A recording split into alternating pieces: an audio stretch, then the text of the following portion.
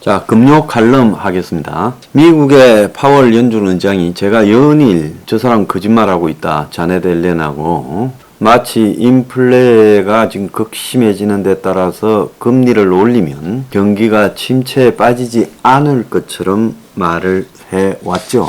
그래서 이 인플레도 잡고 침체도 안 빠지는 그야말로 바늘 구멍을 낙타가 통과할 수 있다고 우기다가 어제 경기 침체 가능성이 크다. 그래서 경기 침체를 일으키지 않으려고 노력을 하지만은 연착륙, 즉 제대로 빠져나가는 것이 매우 도전적인 일이다. 그러면서 물가 상승이 경제 전반에 퍼지는 그 위험을 갖다가 우려하고 있다. 최근 몇 개월간 세계에서 벌어진 일은 우리가 원하는 바를 성취하는 것이 매우 어렵게 만들어가고 있다라고 말하며 그 전날 옐런 재무장관이 경제가 안정적 성장기로 이행하며 둔화할 거고 경기 침체가 불가피한 게 아니다라고 했고 바이든도 그동안 경기 침체가 불가피한 것이 아니다. 인플레를 극복할 강력한 위치에 있다 했고 파월도 인플레이션을 잡을 것을 약속한다 이러다가 상원 은행위원회에 불려가서 거기서는 말 잘못했다가 큰일 나니까 실토를 했습니다. 자, 어제 그래서 주식시장이 초토화됐는데 어제 이복현 금감원장도 미정유의 퍼펙트 스톰을 우려한다며 그러면서 호텔에서 열린 연구기관장들하고 간담회에서 경기 침체가 동시에 여러 가지가 발생했던 오일 쇼크 때하고 비슷하다. 그래서 전 세계 가치 사슬이 얽혀 있어 훨씬 더 큰 퍼펙트 스톰 같은 것이 동시에 올 수 있다. 뭐 이렇게 말을 했어요. 그래서 이제 21세기 대공황, 앞으로 저는 그렇게 부르겠습니다. 지난번에는 그냥 대공황이었잖아요. 이제 대공황 2.1이라고 부르겠어요. 대공황 2.1, 코로나19처럼. 그래서 대공황 2.1이 이제 기정사실화 되어가고 있다라는 겁니다. 자, 그런데 문제는 뭔가 하면 이걸 견뎌야 되는데 이 터널이 생각보다 굉장히 길 거라고 보고 있어요. 그래서 이걸 빠져나가기까지가 쉽지 않다. 제가 전에 20세기 대공황 때 12년이 걸렸다고 말하지 않습니까? 회복할 듯 세 번이나 깜쭉 하다가 그대로 넘어졌어요. 그러니까 21세기 대공황은 그때보다도 더 힘들 것이다. 그렇기 때문에 더 길고 더 폭도 넓고 길이도 길고 그 10년도 깊을 것이다 라고 보고 있습니다. 그래서 제가 오늘 이 금요 칼럼에서 여러분한테 이 말씀드리고자 하는 것은 가덕이나 취약한 한국의 중산층들이 이 대공황 21에서 완전히 괴멸될 수 있다라는 것을 여러분한테 솔직히 말씀드립니다. 보통 우리가 중산층이면 국가 중간소득의 75에서 200% 사이를 중산층이라고 하죠. 그래서 한국에는 한때 IMF 이전에는 70%가 중산층이다 했고 요즘은 60%라는데 자, 그런데 실제로 개인들한테 물어보면 89년 이전에는 중산층이 맞냐 물으면 75%가 중산층이랬는데 요즘은 53%가 중산층이라는 거예요. 그러면 외견상의 중산층 기준이 뭐냐면 전에도 많이 말씀드렸습니다만은 4인 가족 기준의 월 소득이 500이 넘고 그리고 지금 30평대 아파트에 살고 중형차를 굴린다. 이게 오래된 거예요. 10년 전에도 이 소리 했다고. 2012년에도 이런 소리 했습니다. 그러면 그때 500만 원하고 지금 500만 원하고 가치를 보면 지금 인플레 수준이 예? 인플레 수준이 실제로 엄청난데 솔직히 그때 300만 원이 지금 500만 원은 됐을 거라고 보고 있습니다. 그렇기 때문에 굉장히 사실상 중산층이라는 것도 하향으로 떨어져서 위태롭다라고 제가 말씀을 드렸죠. 그래서 제가 여러분한테 말씀드린 게 국민의 2% 정도, 한 20억 정도 재산을 가진 2% 안에 들어야 순자산, 그나마 조금 안전하고 나머지는 다 개털이다라고 여러분한테 말씀을 드렸습니다.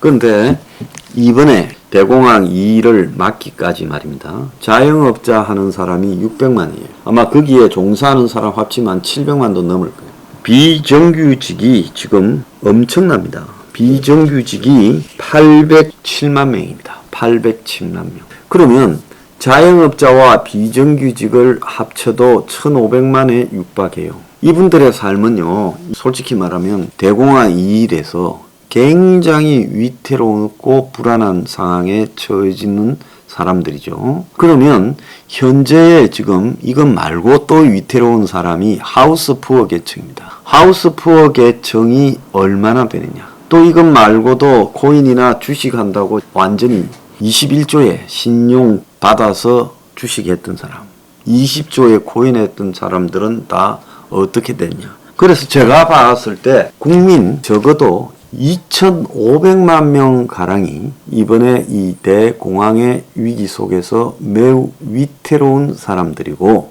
여기에 더해서 빈곤층, 원래 이제 뭐 이런저런 투자 생각도 하지 못하고 이 목숨을 유지해가는 빈곤층 10%까지 해서 국민 3천만 명은 이 위기를 돌파하는 게 쉽지 않다라는 겁니다. 이것은 과거에 그 외환위기 때 불과 한 3,400만에게 데미지를 입혔던 그 쇼크와 또 금융위기 때 한 50만 명 정도나 영향에 들어갔던 그때와 비교하면 차원이 다른 위기를 우리가 맞이하고 있다라는 것을 절감을 해야 될 상황이다라는 겁니다. 자, 그러면 그 3천만 명은 어떻게 할 것인가? 굶어 죽을 것인가? 아니면 붕괴를 감내할 것인가?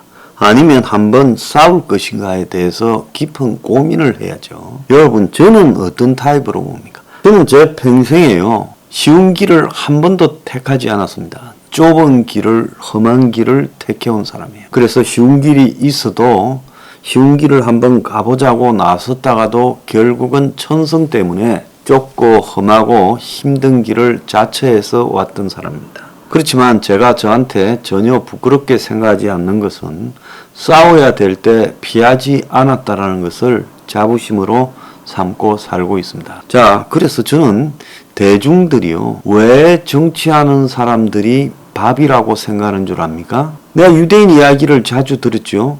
영화에 보면 불과 30-40명의 독일 친위대가 몇천 명, 몇만 명의 유대인을 학살을 해요. 수용소에.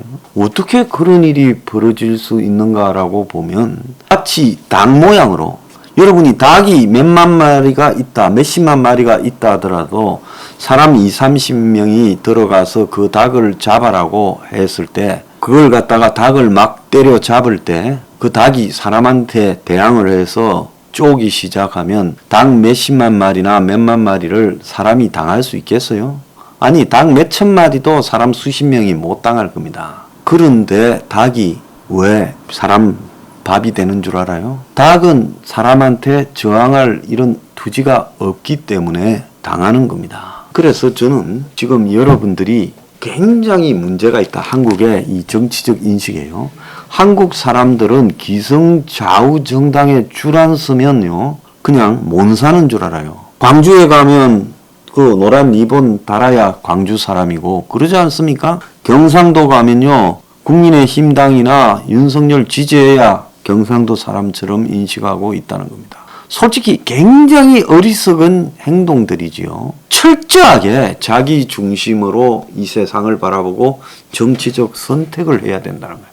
솔직히 이 기성 정치권, 여야 정치권이 대공황 20일에 이걸 극복하기 위한 안을 여야 합의로 만들어내어서 국가적인 채용을 해서 앞 갈 데 없는 일자리를 상실한 사람들에게 일자리를 주고, 또 국가가 원가에 집을 제공해서 집을 잃어버린 사람들, 집을 가질 희망이 없는 사람들에게 집을 주고, 그리고 국가가 최소한의 먹여주고 재여주고 하는 복지를 갖다가 가동하고, 이런 시스템을 운용할 거라고 보십니까?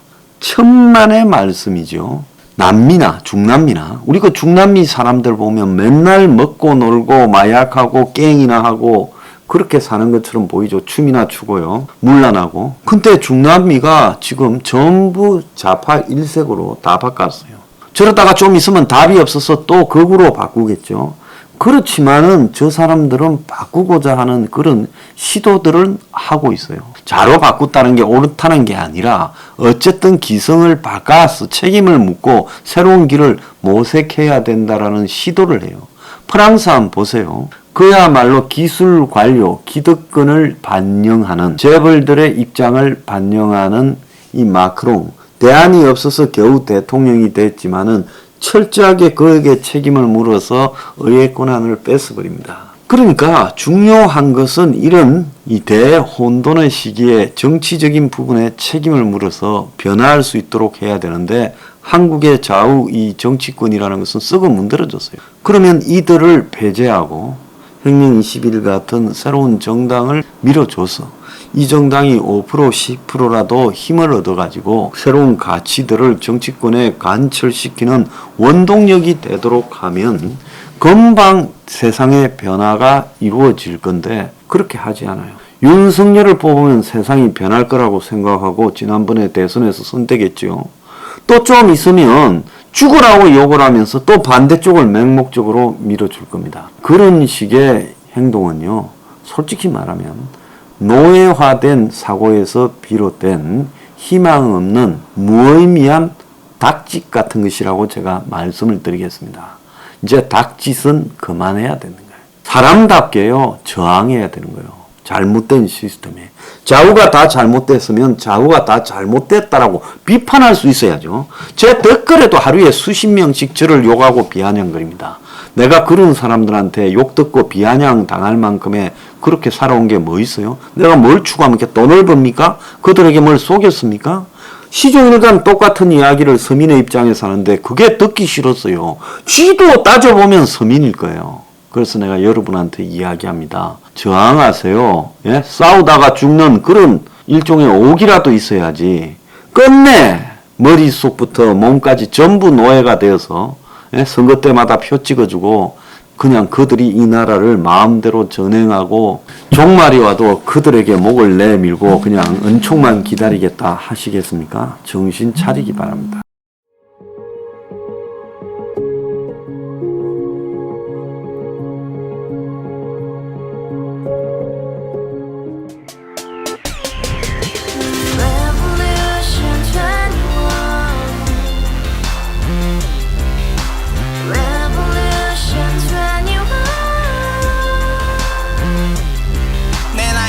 월세 30 코인빚만 300 서울에 온지 벌써 10년 아둥바둥 버텼지만 여전히 난 반지 하에 제왕 곰팡이 연문제약 내 미래는 깡통망통 완전히 폭망 고시원 창문만큼 작아진 내 꿈 연애 결혼 내 집 모든 게 헛꿈 1년 전 떠난 여친 울며 말했지 같이 써봤자 평생 가본 게 꼬꼬꼬라지